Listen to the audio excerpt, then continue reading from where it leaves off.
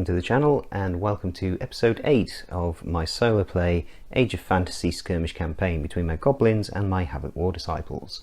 The story so far, the Goblins are currently on 8 victory points for the campaign and the Havoc Warrior Disciples are on 6.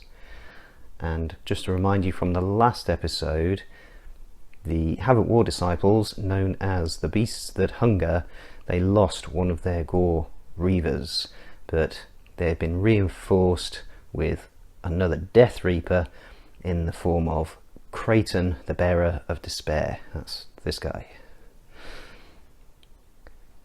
So without further ado, we'll get into special objectives. I'll go through the various upgrades and everything that the various units have acquired as they come up during the game, just to save a bit of time. But for special objectives, we will roll off. So they both get 1. And 1 is Mastery, 1 friendly unit in each table quarter at the end. Now it's probably going to be easier for the Beasts That Hunger to do because they've got more units. They've got 7 units to the Goblins, known as Dribblesnot's Sneaky Gits, 5 units.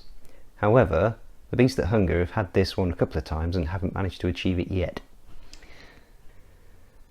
At the moment, the Beasts That Hunger are worth 310 points, while Dribblesnot's Sneaky Gits are worth 290 points, so that's a 20-point difference.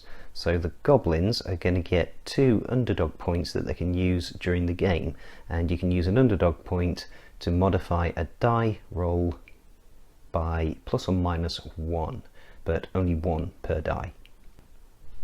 And with that, let's get on to the mission. Okay, we're set up, and as we've done in previous games, we've got 6 objectives out because we're using the objective cards, and across the top there we've got from left to right objectives 1, 3 and 5, and down here we've got objectives 2, 4 and 6. And the Beasts That Hunger won the roll off again for deployment zone, so they are closest to me. And over here we've got Havoc the Exalted, the warband leader, with the 2 Gore Warriors. We've got the 1 surviving Gore Reaver in the centre, and then we've flooded the left flank with Terrafang the Bloodhound with the 2 Death Reapers. For the Goblins, opposite the strong left flank of the Beasts That Hunger, we've got Swampy Stompy the Cave Troll, we've got Dribblesnot Flashbang the Cave Goblin Shaman. In the centre we've got Proggers Pokers, a unit of 3 Goblins, and over on our right we've got Scabbers Stabbers, the other unit of 3 Goblins, with the Cave Beast Slobbergob. For terrain, what I call the Stony Narnbreads, these are going to be difficult terrain. The trees and woods are going to be difficult terrain, and this marshy swamp area here is going to be dangerous terrain. And then we've also got a rock. These are just going to be obstacles, these walls and the ruined building over there, they're just general obstacles. And right, that will be the setup. So like I say, we're going to be using the mission cards. So let's go into turn 1 and see what the cards are for the first turn and whether or not there's going to be a random event. Cards for the first turn, we've got Total Dominance, which is control all objective markers. I don't think that's going to happen. We've got Seize 4, so control objective marker 4, that is towards the centre of the deployment zone for the Beasts That Hunger. And we've got Hold 6, so control objective marker 6 at the beginning and the end of the same round. So that's not going to happen this turn because they're not currently on it. It's the first turn, but possible to achieve in future turns. And again, that's near the deployment zone for the Beasts That Hunger. It's on their right flank. Is there going to be a random event on a 5-up? No. Starting things off for the Beasts That Hunger, Greekar has simply advanced onto objective 4. Likewise, Proggers Pokers have moved forwards onto objective 3. Grag the Howler has taken a lesson from Kerrick the Berserk and he's rushed forwards his full 12 inches, heading for the Goblins' lines. And then Scabbers Stabbers have rushed forwards, but keeping within 3 inches of objective 5. Kerulk the Berserker's had similar ideas and he's rushed forwards, but again keeping within 3 inches of objective 6. And then Slobbergob has charged Greg the Howler. Now he gets his Boing ability, which allows him to move plus 3d3 inches when he charges or rushes, but I didn't have to roll for it because that's 15 inches, so the minimum he would have got would be 3 ones. So he's charged in, he will get 2 attacks, hitting on 4s. Neither of those hit. So now Greg the Howler can fight back, he gets 2 attacks, and he's a specialist in melee, so he will be hitting on 2s. That's 2 hits.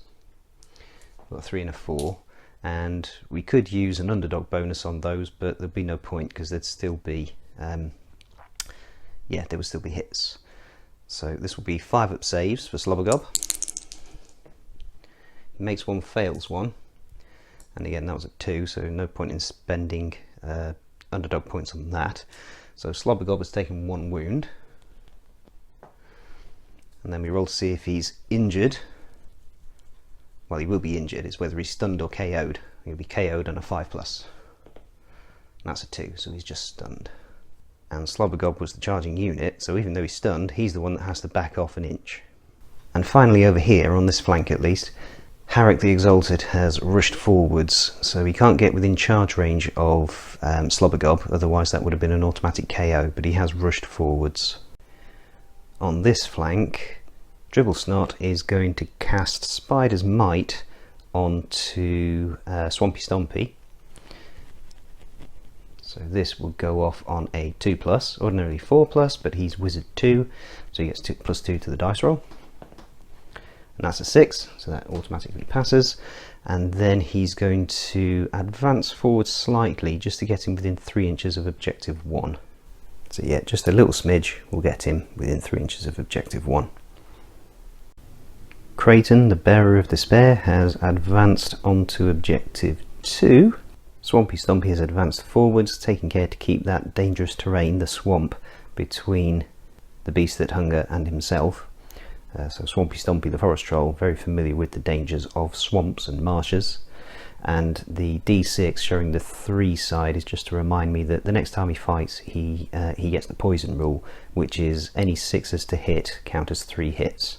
And the last 2 activations of the turn, Terrafang has rushed forwards his full 18 inches, as has Gareth's Skull Splitter. Gareth's Skull Splitter is agile, if you remember, so he can rush 15 inches instead of just 12. Swampy's also agile, but yeah, he's just moved forwards quite cautiously. So that will be the end of turn 2. We'll do an overview of the battlefield, and then we'll check out the cards to see what points have been scored. So at the end of turn 1, objectives 2, 4 and 6 are now in control of the Beast That Hunger, denoted by the red crystals next to them, and objectives 1, 3 and 5 are under the control of the Goblins, denoted by the green crystals next to them. The strong left flank of the Beast That Hunger is doing what it's supposed to do, which is rushing forwards, and quite a strong push from the Beast That Hunger on both flanks. Right, let's check out the cards. So neither side, oddly enough, has achieved total dominance, control all objective markers. The Beasts That Hunger are controlling objective marker 4, and hold 6 has obviously not been achieved. So that means it's 1 point to 0 for the Beasts That Hunger, which means the Goblins are behind. Now the Goblins, because they are behind, they can choose a card to discard, and I think they're going to go for hold 6, because at the moment it's under the control of the Beast That Hunger, and if they can score that in the next turn, it will be 2 additional points for the Beast That Hunger. So we'll discard that one in the hope that the Goblins will get something more achievable for them.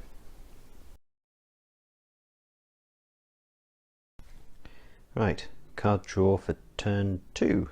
So we've still got total dominance, and we've got Delve Deep, so have at least 1 unit within the enemy's deployment zone for 1 victory point, or 3 units for 2 victory points, and then seize 5. Is there going to be a random event on a 5-up? Yes, there is.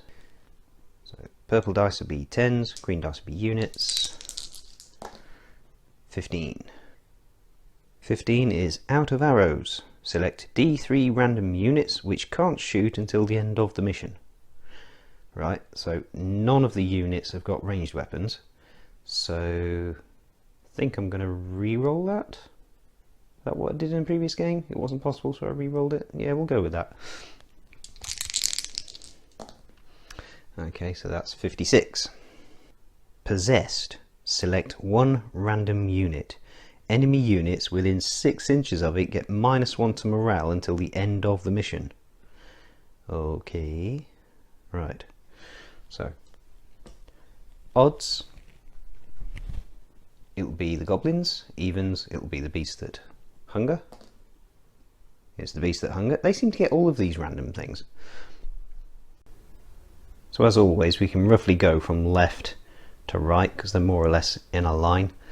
So a bit of a zigzaggy line. Right, so a D8, re-rolling an 8 because there's only 7 units. 6. So 1, 2, 3, 4, 5, 6. That's Grag the Howler. So enemy units get -1 to morale while they're within 6 inches of Grag the Howler. Now the goblins get the first activation because they finished activating first in the first turn. Now obviously Slobbergob is a bit of a sitting duck there. There's plenty of units that can charge in and take him out. So obviously one option is to unstun him and stand him up. And then we're also in a bit of bother over here because there's lots of units moving forwards. So yeah, it's do I activate Swampy Stumpy and have him charge something before he gets charged? Do we activate Dribble Snot and have him try and glare at something before he gets charged? Do we activate Scabbers and have him fall back so that he is still within 3 inches of that objective and out of charge range? It is possible, it would be millimetrically perfect, but it is possible. I've measured up. Right, so I'll think about it and let you know. Right, I'm going to activate Dribble Snot. He is going to glare at Terrafang, which will go off on anything but a 1. Really? Okay. He is now going to charge Terrafang and just see how beefy he really is in combat. And just to remind you, we can't use an underdog bonus to turn that 1 into a 2, because a 1 always fails regardless of modifiers, and the underdog bonus is a modifier, so the 1 would always fail. Can't turn it into a 2. So Dribble Snot is a fanatic, so he gets an extra attack, and he's also a cave goblin, so he's furious, so he gets an extra attack when he charges. So that's 3 attacks, and he is now a specialist in melee, so he's hitting on 4s instead of 5s. Okay.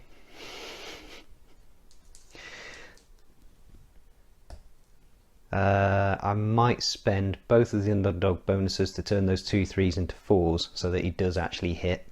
So that's 2 hits. These will be 4s to save. 1 wound.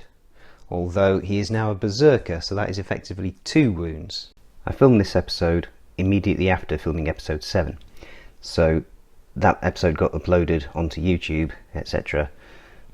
And I started filming this episode before I got any feedback on the last episode.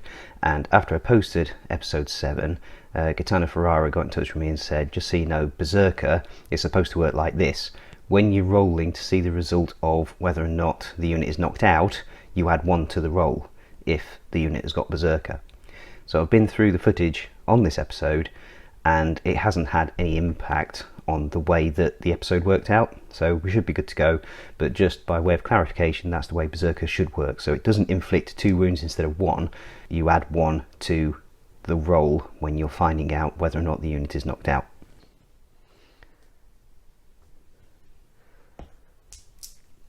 Terrafang is going to hit back, 2 attacks hitting on 3s, both hit. I was forgetting that Dribble Snot is a duelist, so it's -1 to hit in melee, but a 4 and a 5 is still a hit though, because it'd be hitting on 3s, -1 would be 4s. These are AP1, so ordinarily for a cave shaman, that would be natural 6s to save. But he is also resilient, so that takes it to 5s, and the AP1 takes it back to 6s. So 6s to save. Nope, so that's 2 wounds through on Dribblesnot, and he now has to back off an inch. That did not go according to plan.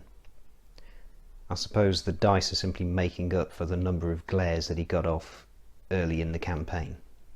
So over here, Havoc the Exalted, being the coward that he is going to charge Slobbergob, who is currently stunned, and automatically knock him out. And he can then consolidate 3 inches towards Scabbers Stabbers, and that will be him activated. Down here, Swampy is going to activate and try to take on Grareth. I did contemplate going after Terrafang because that's an easier target, but Terrafang's been softened up a little bit, so it might be easier to take down in later turns.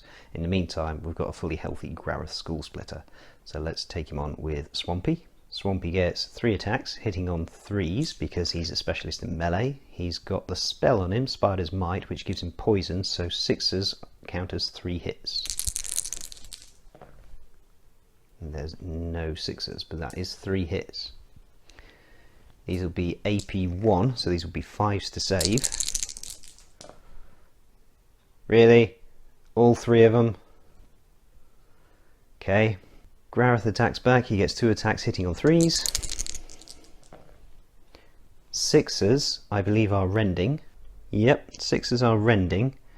So that will be AP minus 4. So we need a natural 6 to save. No.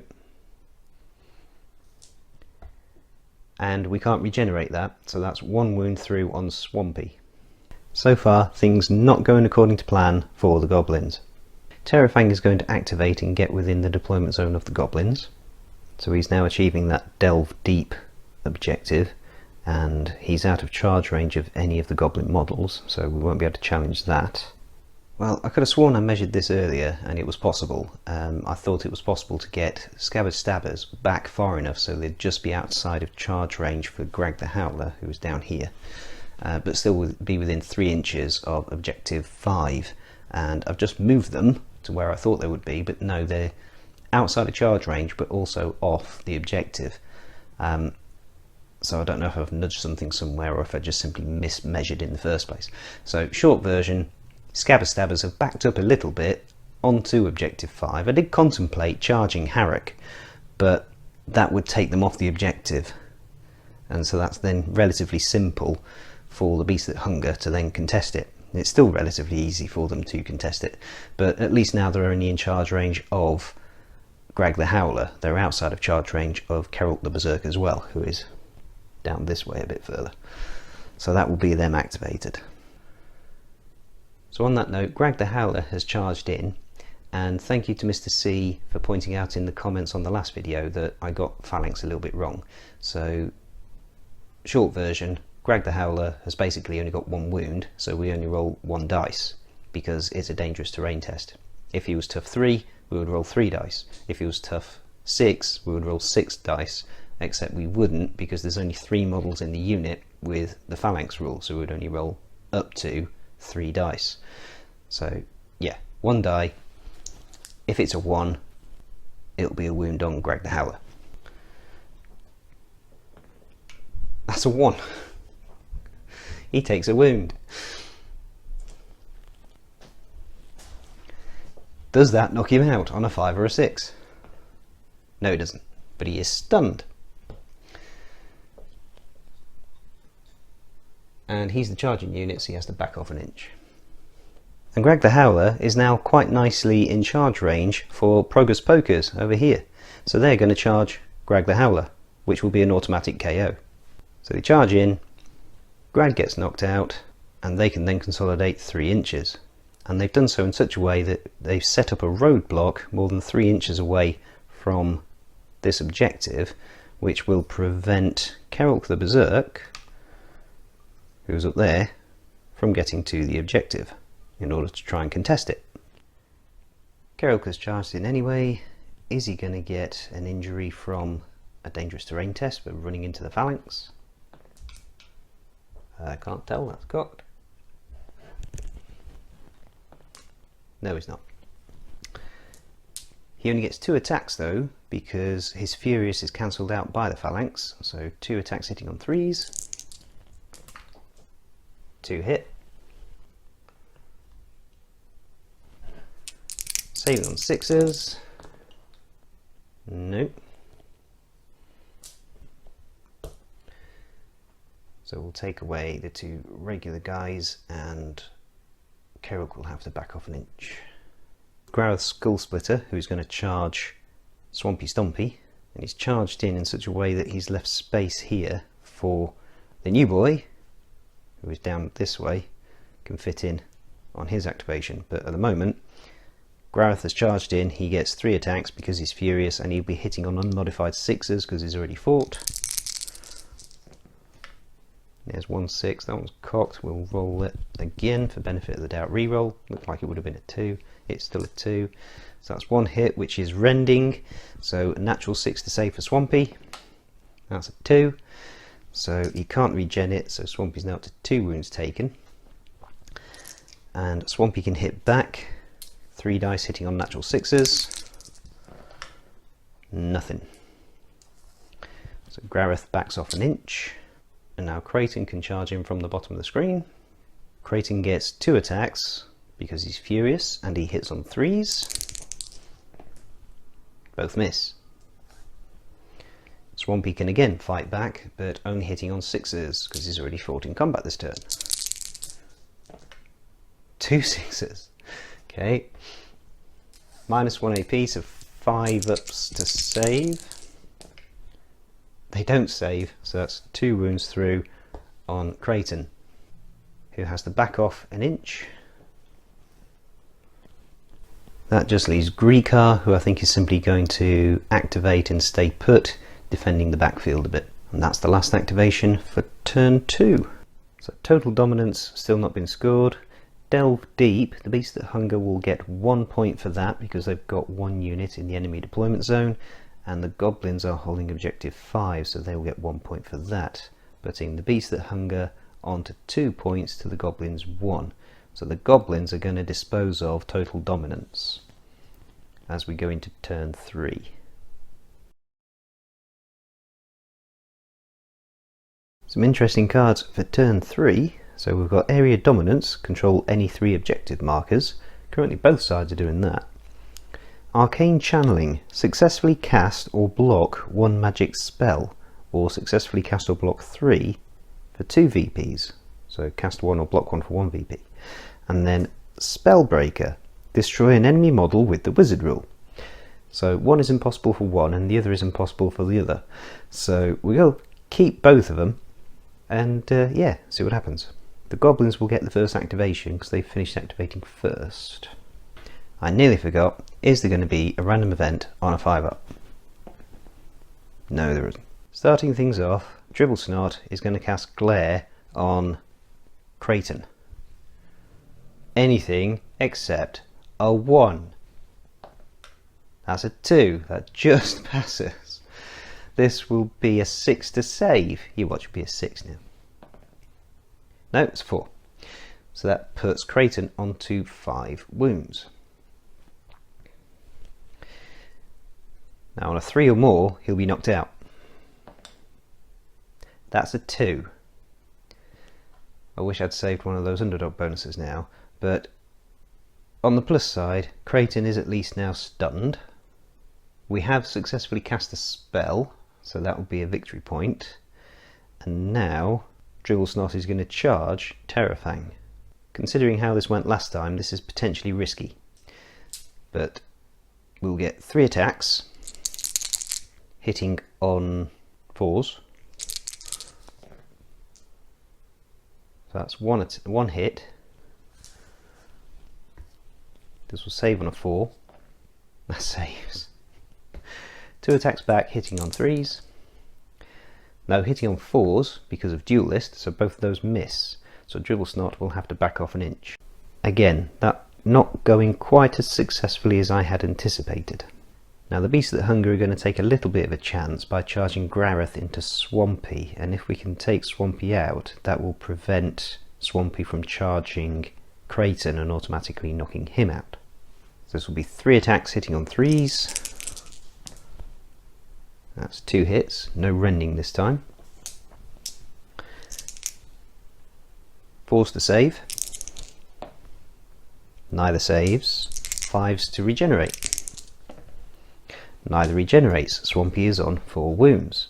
Does he get knocked out?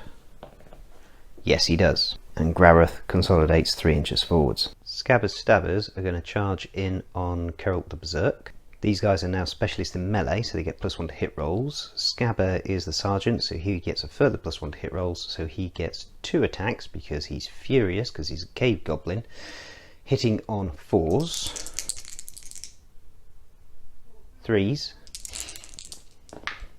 1 hit. This will be a 3-up save. Saves. And the other guys get 4 attacks hitting on 4s. That's 2 hits and 3-up saves. Both save. Greg gets 2 attacks hitting back on 3s. Both hit. 6s to save. Nope. So we'll take out this guy, and I think it'll have to be the standard bearer. And then Scabber has to back off an inch. Harrick is going to charge this guy in Proggers Pokers.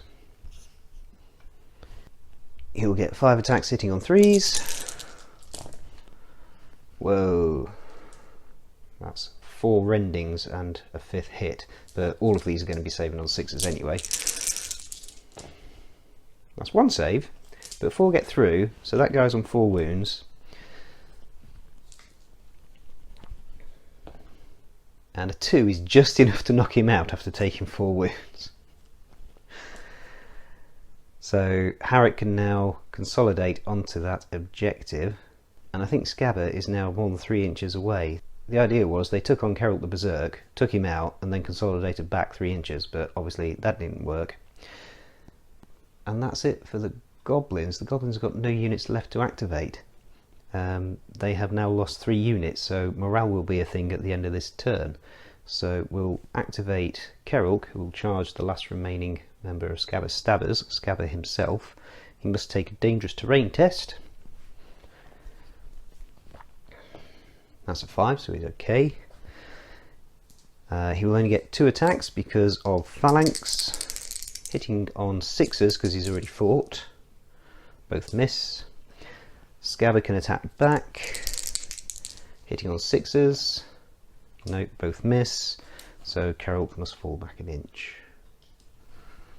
Right, and I've just measured up between Scabber and this objective. He is just within 3 inches, literally by about 1/8 of an inch. Now that's all for naught if he then fails his morale test and runs away. Down here, Creighton is simply going to stand up and be marked as activated to unstun himself.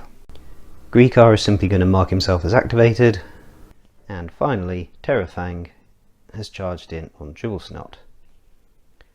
Terrafang gets 3 attacks, hitting on unmodified 6s because he's already fought. Nothing.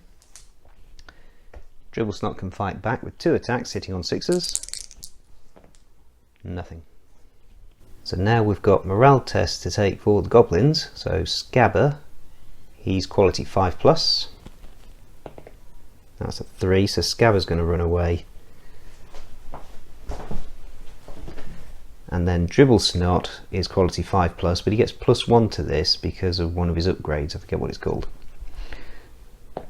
Headstrong, that'll be it. But no, he's going to run away as well. So for the first time, that is a tabling for the beasts that hunger. The Goblins have been tabled. Right, I'm pretty sure that means that the beasts that hunger have won. We've got one more turn to play, but we'll quickly check the scores. But yeah, I'm reasonably certain that the Goblins have lost. So the Goblins have not managed to get area dominance because Objective 5 is now under the control of the Beast That Hunger. I didn't change the colour of the crystal, but it is now under the control of the Beast That Hunger, which gives them 4 objectives. So the Beast That Hunger will get 2 victory points. The Goblins did get a spell off, so they'll get 1 victory point for that. But ultimately the Wizard was not destroyed, so Spellbreaker was not achieved. However, at the moment the score stands at 4 victory points for the Beast That Hunger and 2 victory points for the Goblins, and as the Goblins don't have any more bodies on the table, that will be a victory for the Beast That Hunger. So a victory for the Beast That Hunger, putting them on 8 victory points for the campaign, which matches Dribblesnot Sneaky Git's 8 victory points. So it's all tied as we go into the final battle. We will be playing episode 9 to see who will be victorious. The winner of that battle will be the victor of the campaign. Now I completely forgot until this point about the special objectives, and both of the warbands had the same special objective, which was Mastery. Get a unit in each quarter of the battlefield by the end of the game. Now obviously the Goblins got tabled at the end of turn 3. The Beasts That Hunger were not in all 4 table quarters at the end of turn 3. So there was still a turn to play. We could have played out turn 4.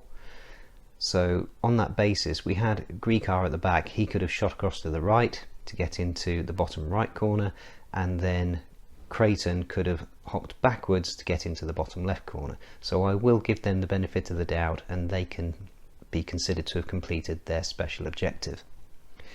So that gives the Goblins 30 points to spend on their warband. In addition to the 10 points they've got in the bank, gives them 40 points to spend. And the Havoc Warrior Disciples get 20 points to spend on their warband, 10 for winning the game, plus 10 for the special objective, so 20 in total. Moving on to casualties. There's lots of casualties, lots of Goblins. So starting from the left, we'll start with Scabbers Stabbers. On a 1, they will be dead. Even though they didn't get wiped out, they still count as a casualty because the majority of the models were knocked out.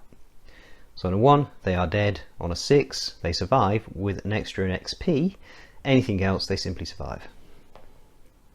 So Scabbers Stabbers survive. Slobbergob survives with an XP. Swampy Stompy survives. I'm glad about that. I'd have been upset if Swampy got killed.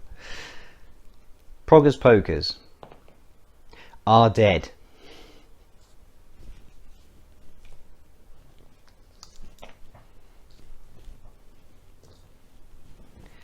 Grag the Howler survives. So units that gained XP, we've got Dribblesnot, he survived, so he gets 1 XP, not enough to make him level up again. Slobbergob got an XP from his injury recovery, as we just saw, but again, not enough for him to level up. Harrick the Exalted, he knocked out 2 enemy units, and he survived the battle.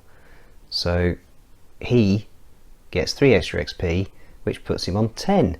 Now I had a note from Gitano Ferrara, who writes the rules, saying that the way I did the XP for knocking out a unit with multiple models previously was wrong. So basically, if the unit that takes out the last model gets the XP, so that's why Harrick is credited with taking out 2 enemy units.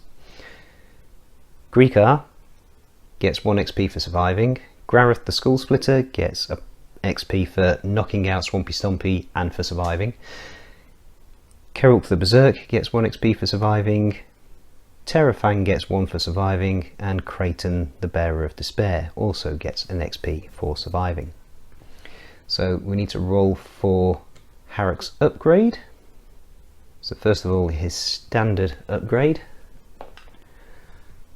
5 Elite, he can re-roll 1 die of any kind per round. And then for his skill set, he has the Fighter skill set. That's Duelist, he's already got Duelist, so we re-roll that. Basically we want a 3, 4, 5 or a 6. There we go, 6. So 6 is Berserker, so a bit like Dribblesnot, he now inflicts 1 extra wound if he inflicts damage. So just now, right towards the end of the campaign, he seems to be coming good. Right. Finally, onto recruitment. The Goblins have recruited some more cave archers. We had 3 at the beginning, we're going to have 3 at the end. These are Garp's Chosen Grots. And meanwhile, the Beasts That Hunger have recruited another Gore Warrior. He is Kargon the Wrathful. No other upgrades have been purchased. So that was episode 8. Please join me for the finale of the campaign for episode 9, where the campaign will be decided. Until then, please continue to like, comment and subscribe, and God bless.